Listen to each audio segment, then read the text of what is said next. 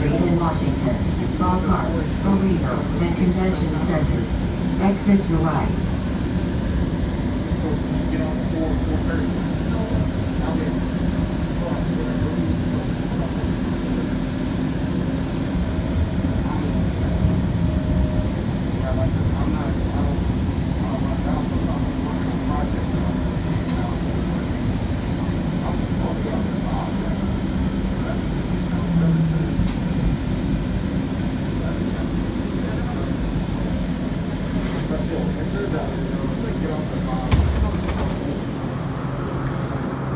Hello YouTube. Thought I'd share a little bit of the view coming into downtown on the light rail. It's kind of neat. Well, you know, you hardly ever look up in this area, but it is kind of neat seeing these new residential towers that have been built in recent years.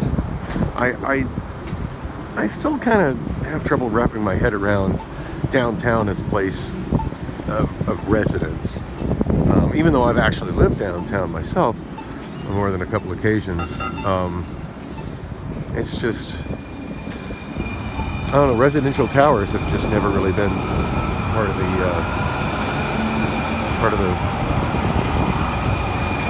of Phoenix. So it looks like the street is clear. Actually, that guy's probably getting ready to get green light before I am, so I'm going to walk behind him. Or not. Oh, jaywalking is fun. So I've had at least 3 recent videos. Oh wow, Kinko's FedEx office. It's always Kinko's to me. Kinko's is still here. That's good to know. So I've had at least 3 recent videos. Scooter parking zones. That's interesting. And of course, no scooters available in them. So I've had at least 3 recent videos about how there's a real lack of fast food available near Central Station.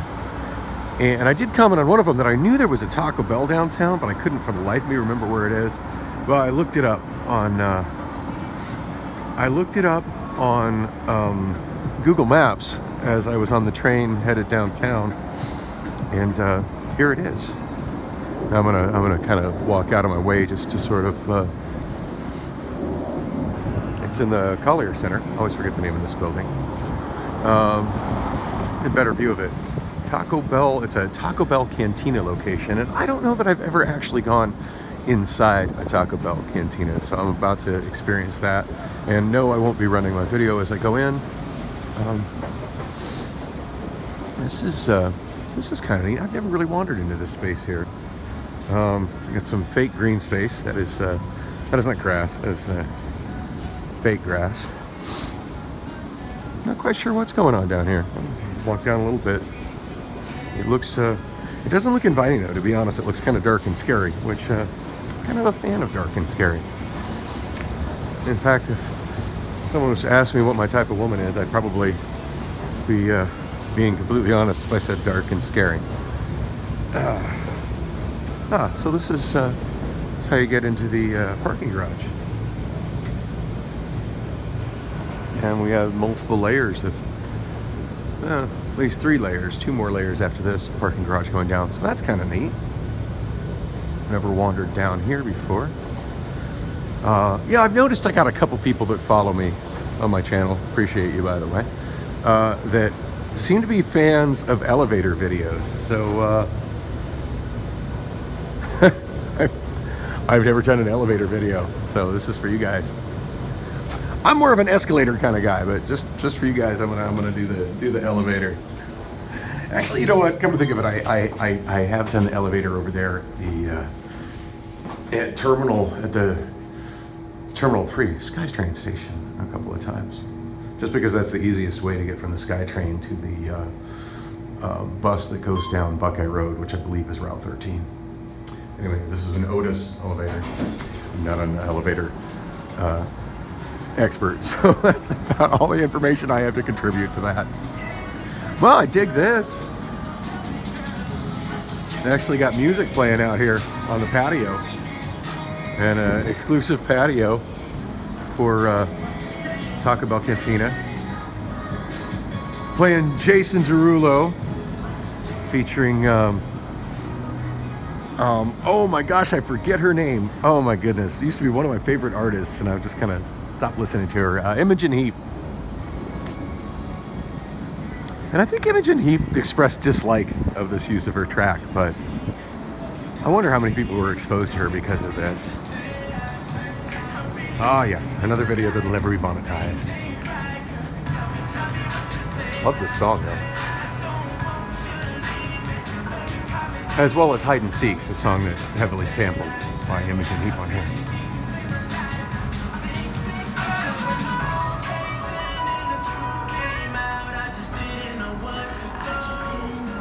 I should be doing something better than this, but I freaking love this song, and I don't hear enough music being played in public spaces. Ooh, what you say? Ooh, you only meant well. Well, of course you did. Ooh, what you say? Ooh, it's all for the best. That song also featured in a really great Lonely Island sketch, and I should link that in the description. It's almost completely forgot about it until hearing the song right now. So yeah, I'm going in circles. That's the escalators. I didn't come up, but I couldn't help but notice that there are stairs. Oh, gee, I wonder where that goes. Maybe to the parking garage, like the sign says. You know, I really have not spent a lot of time downtown. I mean, you see videos of me downtown, and I got my bus transfer that happens, you know, like twice a day downtown. But aside from transferring buses, I really haven't spent much time downtown. And I've had several periods in my life where I've spent a lot of time downtown. As I mentioned previously, I used to live downtown. And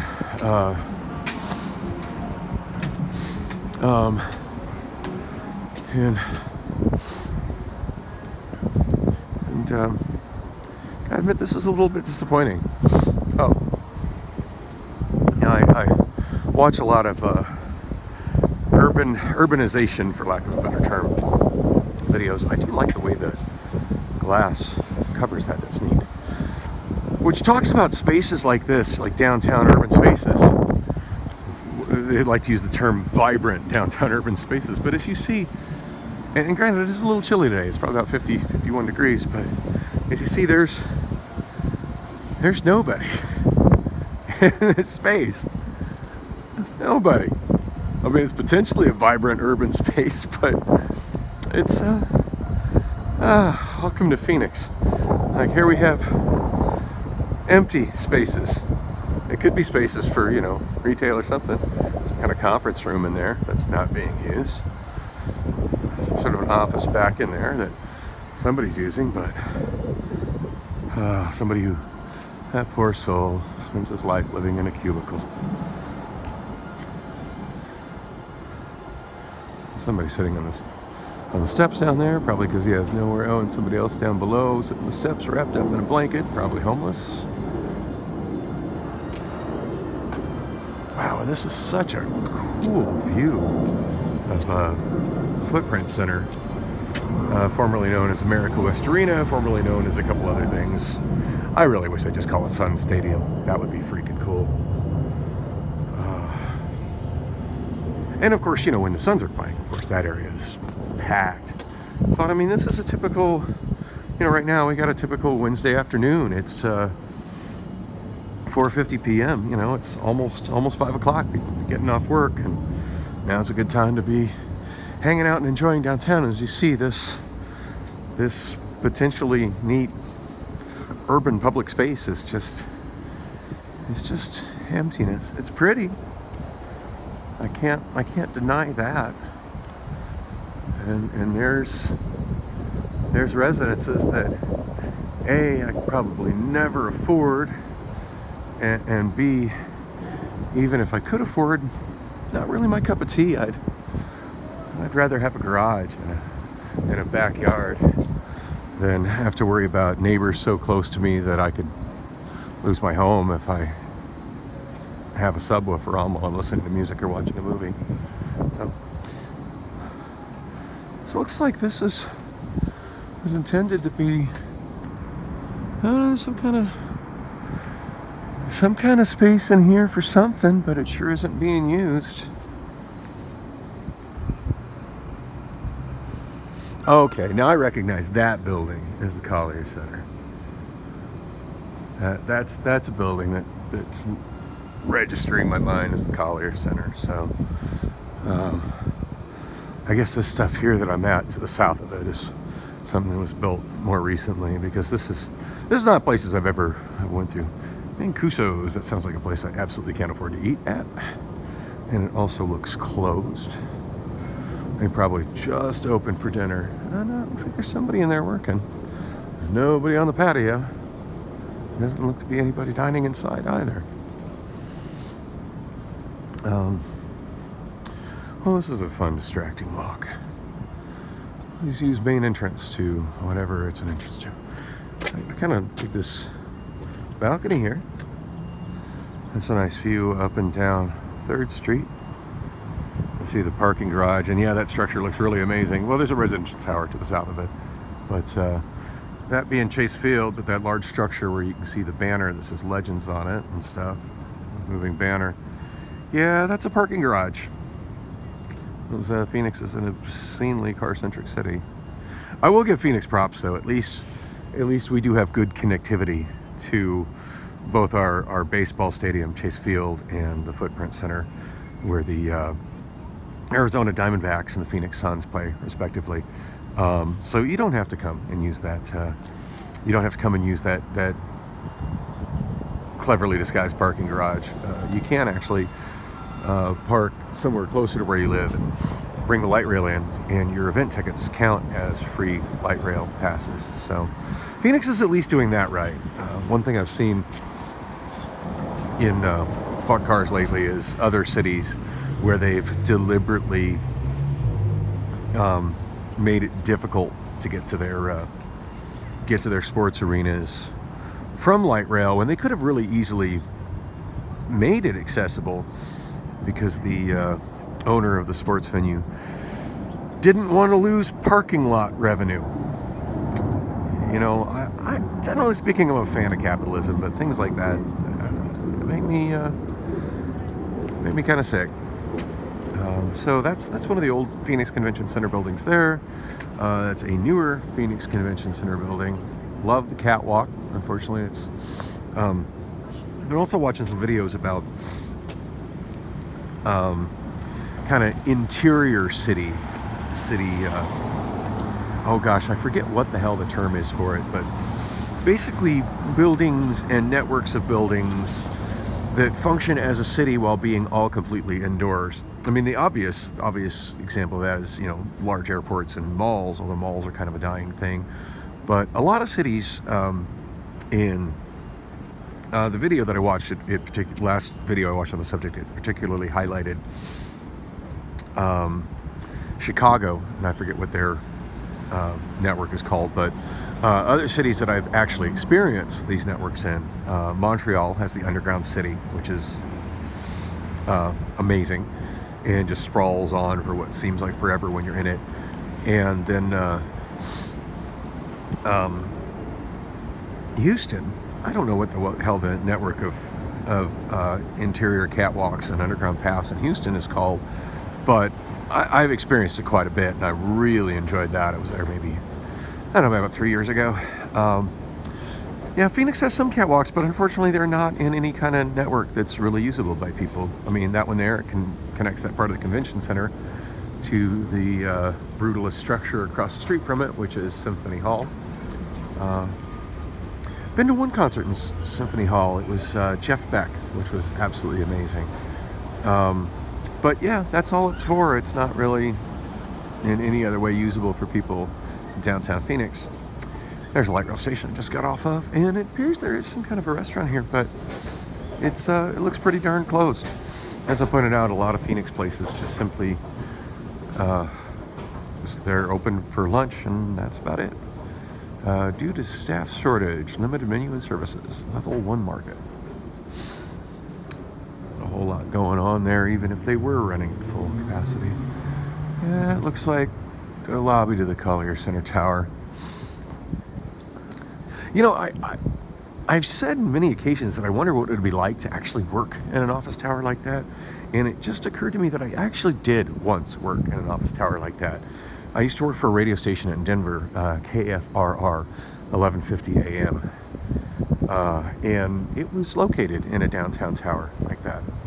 It wasn't exactly an office job. It wasn't even a daytime job, which was kind of wild for me because I had actually nighttime access codes and stuff to a downtown tower, and I was very often one of very few people in the tower late at night. If memory serves, the radio station signed off at midnight. Actually that was pretty exciting and fun. I really enjoyed that. Probably a lot more than I would enjoy having a 9 to 5 office job. Hey look, we have more fake grass. Wow, this is rather thick, lush fake grass. It feels kind of neat under my feet. I was going to Taco Bell, wasn't I?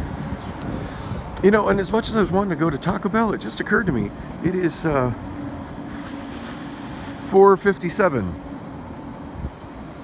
I was also wanting to go to the bank and get some cash withdrawn so that I could get a money order, but I spent my time wandering around in this empty urban space, and by the time I walk over to Wells Fargo Bank, which closes in 3 minutes, it will be more than 3 minutes and they will be closed. I won't be able to get any cash, so I guess I screwed the pooch on that one, didn't I?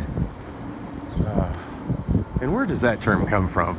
Like, who was the person that actually screwed a pooch? Because that's disgusting. I hadn't really noticed this before.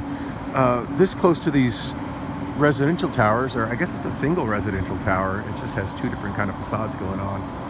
It's got the beige brick and the red brick, which of course is not a brick tower. It's all brick laid on cast cement. But I hadn't really noticed how those 3 levels are all parking garage. Because let's face it, people who can afford to live downtown are not embracing the walkability and the no-car lifestyle.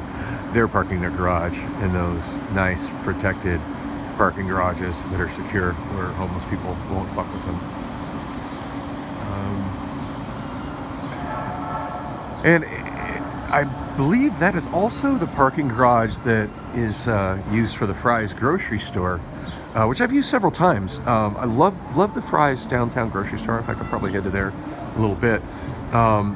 It's got validated parking. So if you've never checked out, if you live in Phoenix, you've never checked out the downtown Fry's grocery store, and you're thinking, oh well, I don't know why I would ever go there. I bet parking is a pain in the ass. It's really not. And I wish I could be more helpful as to tell you where exactly the entrance is. I can't remember if it's off. I think there's 2 entrances actually. I think you can get it on the left if you're headed westbound in Washington, and on the left also if you're headed eastbound on Jefferson. Don't quote me on that. But yeah, I'm pretty sure there's signs. Just slow down when you're on this block and look for it. But yeah, the parking is free. It's one of the few places that offers free parking in downtown Phoenix. Free as long as you purchase groceries at Fry's. Just when you buy your groceries, be sure to tell the cashier that you need your parking validated, and probably use a cashier. I don't know if there's a way to handle that on the self-checkout. Anyway, I can't believe I just wasted 20 minutes shooting video wandering around this space, but I really do dig these kinds of open urban spaces, and it makes me sad to see it so underutilized, and see just so few businesses and things open to this. This could be something vibrant, and it's really not. Again, it looks like there's some kind of a burger place over there. I don't know if they're just out of business or if they just are only open for lunch and then close. Taco Bell definitely looks to be open, and Taco Bell serving Tito's vodka. Okay, that's just awesome. I need to go in and see what the Taco Bell Cantina thing experience is all about. So thanks for coming with me on this unexpectedly cool walk, and of course subscribe, because there will be more of this kind of stupidity.